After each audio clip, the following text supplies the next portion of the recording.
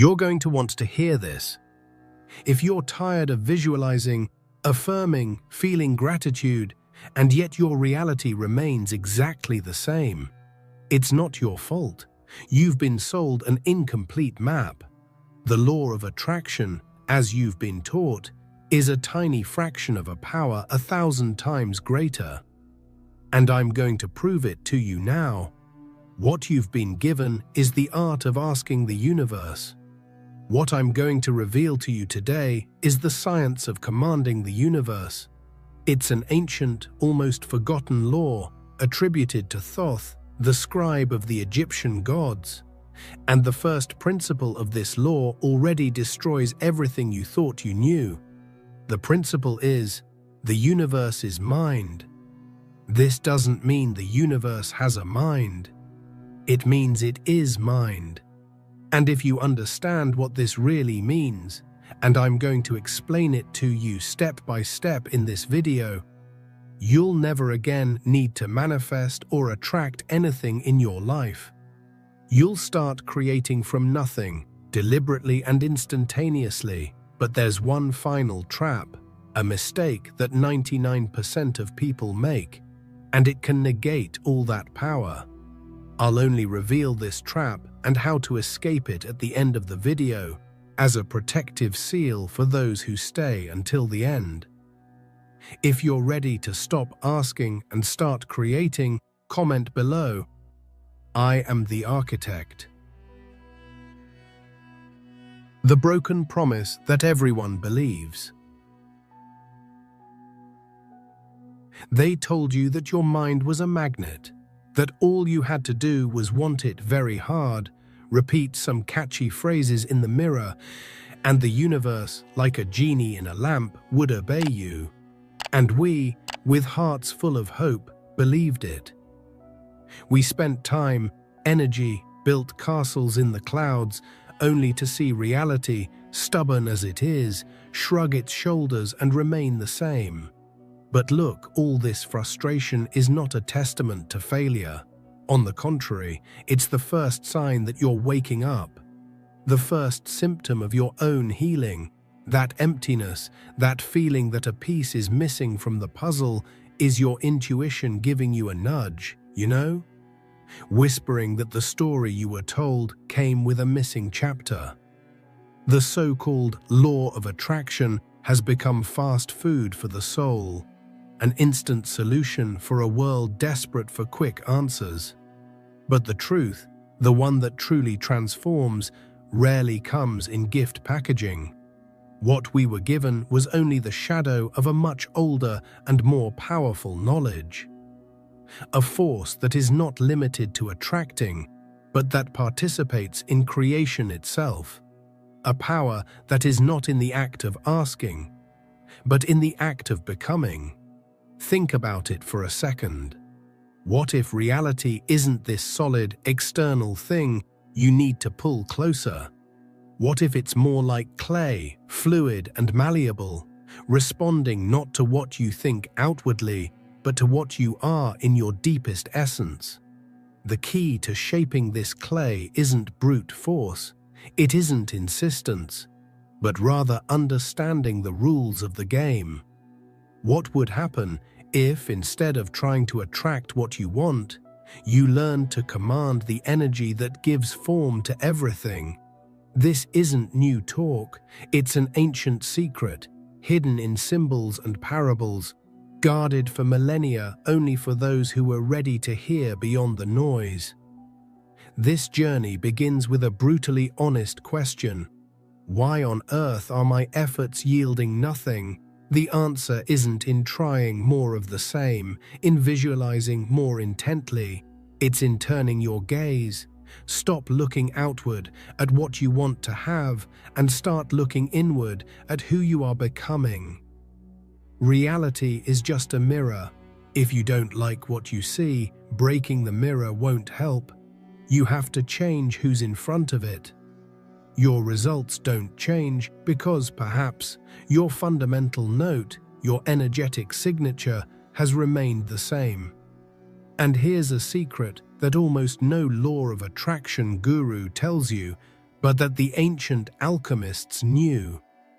It's no use having a high-voltage mind if your body is a low-resistance wire.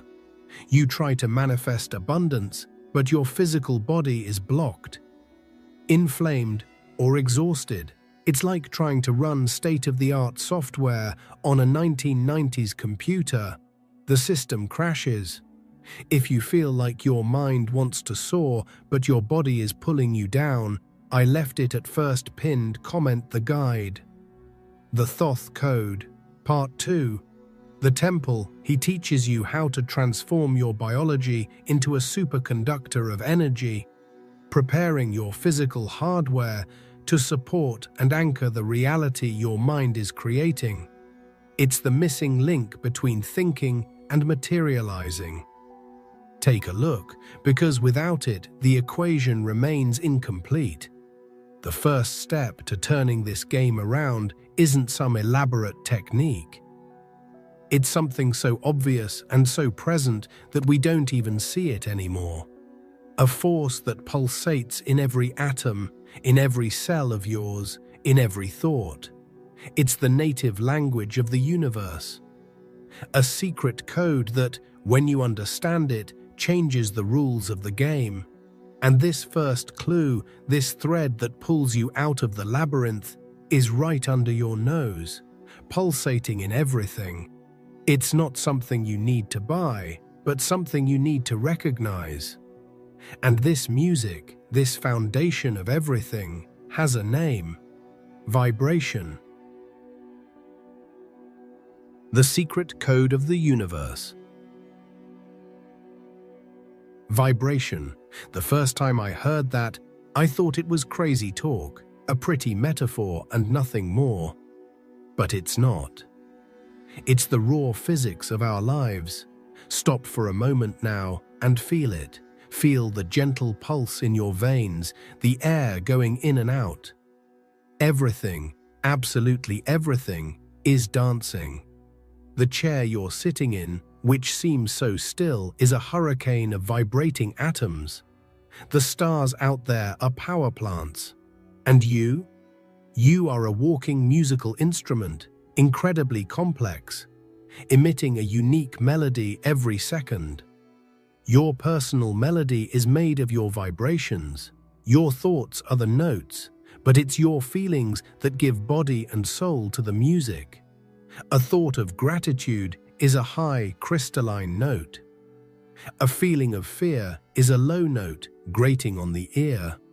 The popular law of attraction taught us to focus only on the notes, on the thoughts. But that's like reading the score of a symphony and thinking you understand the music. The real power, the engine that moves things, lies in the emotion you attach to the thought. It's the feeling that gives volume to your transmission. Think about it practically. It's no use repeating, "I am rich" 1,000 times in front of the mirror, if, deep down, every cell in your body is screaming lack, lack, lack. The universe, this entire energy field, doesn't understand Portuguese or English.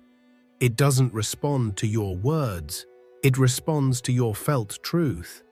It's a great resonator of frequencies. It captures your energetic signature, the sum of everything you believe and feel, and, like a perfect mirror, gives you back more of the same. People, situations, coincidences, all of that is just a pre-arranged meeting between frequencies that match. Understanding this is the first step to stop being a passenger and become the pilot of your own life. It's realizing that you are not a victim of chance, but a transmitter of reality. Your life today is an echo of the music you've been playing. If the landscape around you is grey, it's because your inner melody has been sad. Hacking this system isn't about fighting what's outside, but changing the radio station within. It's an act of deliberately tuning into the frequency of what you want to experience, feeling it now, even before it appears. But there's a catch here. A silly mistake most of us make that ruins everything, even when we already know about vibration. It's like trying to fill a leaky bucket. You might feel good for a few minutes, meditating, visualizing, but soon after, something drains all that energy and throws you back to the same old place. It's a force you use every single day, all the time, and most of the time without even realizing it. And this force, which should be your greatest ally, is called action. The bridge between the invisible and the real. Great. You did your homework. You meditated, felt the joy of your dream as if it were real, aligned your vibration. You became a human magnet for what you desire. Then you open your eyes and nothing. The bank account remains the same, the phone didn't ring, and inner peace goes down the drain with the first bad news story in the newspaper. Discouraged, right? Doubt creeps in and whispers, "Does this really work?" It's in this abyss between the energy you felt and the unmoved material reality that frustration resides. What was missing? The bridge, the gesture that tells the universe, "Hey, I'm not just daydreaming, I'm ready to build." The universe is a dance partner, but it doesn't dance alone. It needs your movement, and that bridge is called inspired action. And here's the key, it's not just any action. It's not about working yourself to death, banging your head against a brick wall. That's ego action, which comes from fear. Inspired action is different. It's light, almost effortless. It is born from silence, not anxiety. When you are truly aligned, your intuition is heightened. It's that idea that springs up out of nowhere while you're washing the dishes. It's the sudden urge to call an old friend. It's the impulse to walk into a bookstore and stumble upon the book that has the answer you needed. This is not by chance. These are the breadcrumbs the universe leaves for you to follow. Inspired action is simply having the courage to see these doors opening and walk through them. Laziness, procrastination, the "I'll do it tomorrow" mentality, these are the true thieves of dreams. They are fear and doubt in disguise. Every time you ignore one of these nudges from intuition, you are, in practice, saying to the universe, "Thanks for the chance, but I'm not ready." Conversely, every little step you take, however small, is a declaration of faith. It's a powerful signal that echoes and says you are committed. It's you going to meet the universe halfway. Your desire is a boat on the other side of the river. The vibration makes the boat come towards you. The inspired action is you walking to the bank to receive it.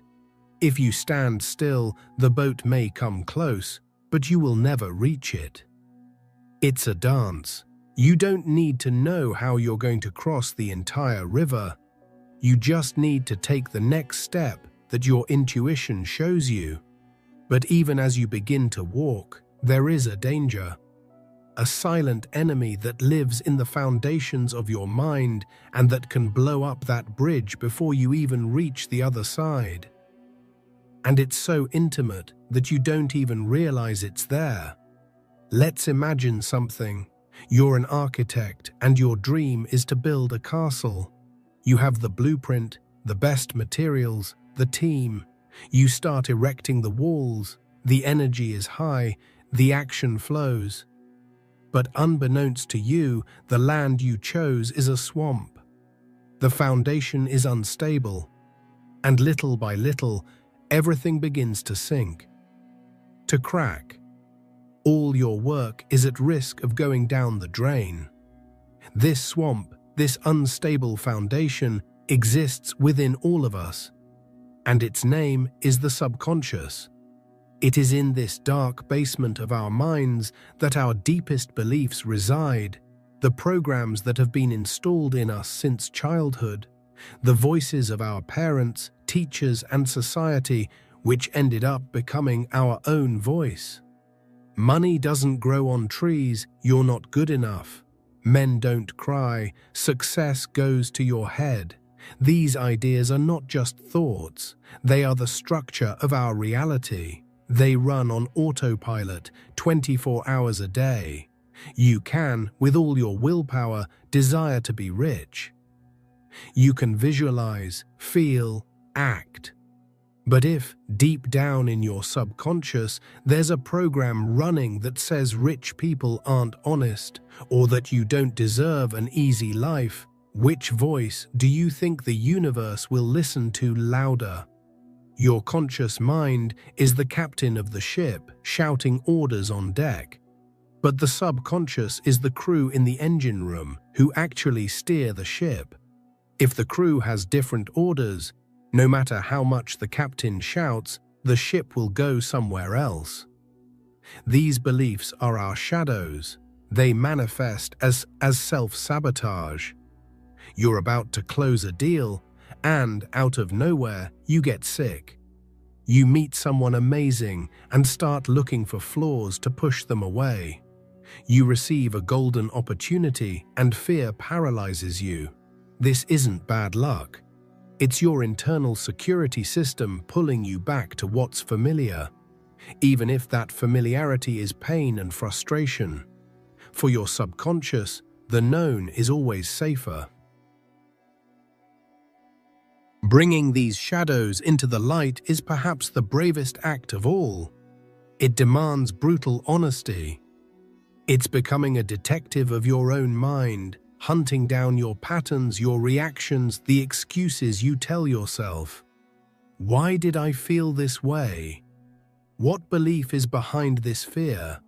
It's a dive into murky waters, not to blame yourself, but to reclaim the power that's been trapped in these old stories. And the good news is that when you find this enemy, when you look at it, it begins to lose its power. The light of consciousness is the best disinfectant, and when you identify the faulty program, you gain the power to rewrite it. And maybe this is the moment where you stop chasing and start remembering.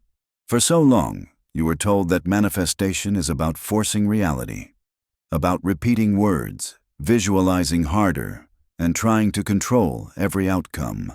But the law of Thoth was never about control. It was about alignment. It was about understanding that the world outside you is only a reflection of the world within you. You don't have to beg the universe. You don't have to convince life to work in your favor. You simply have to become the version of yourself that already lives in harmony with what you seek. Thoth taught that true power begins the moment you stop trying to pull things toward you and start transforming the energy you carry inside. Because when your thoughts, your emotions, and your actions move as one, reality has no choice but to respond. This is the law that was whispered through ancient temples, hidden in symbols, and passed down through generations. As within, so without. As you become, so the world becomes. So instead of asking, "How do I manifest this?" ask yourself, "Who must I become to hold this?" That question alone can change the course of your entire life. Because the truth is, the moment you stop forcing outcomes and start mastering your inner world, fear loses its grip, doubt becomes quieter, and clarity begins to rise. And from that place, decisions feel lighter. Opportunities appear naturally, and the path that once seemed impossible starts opening, step by step. You were never meant to chase life. You were meant to shape it from the inside out. So take a breath. Be still for a moment. And remember this: the greatest shift doesn't happen when the world changes. It happens when you do. And once that happens, nothing outside you will ever feel out of reach again.